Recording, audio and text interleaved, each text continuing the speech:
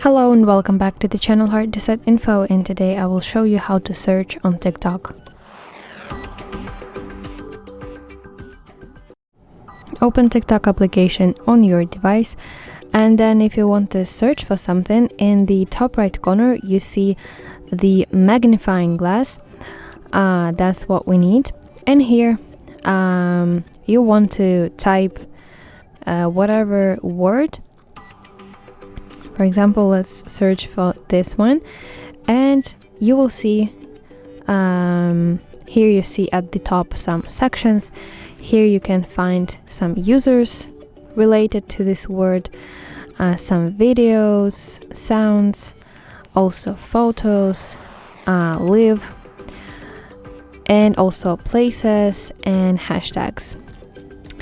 So yeah, that's how you can search on TikTok. I hope you find this video helpful, and if so, please leave a thumbs up and please consider subscribing to our channel. See you soon. Bye bye.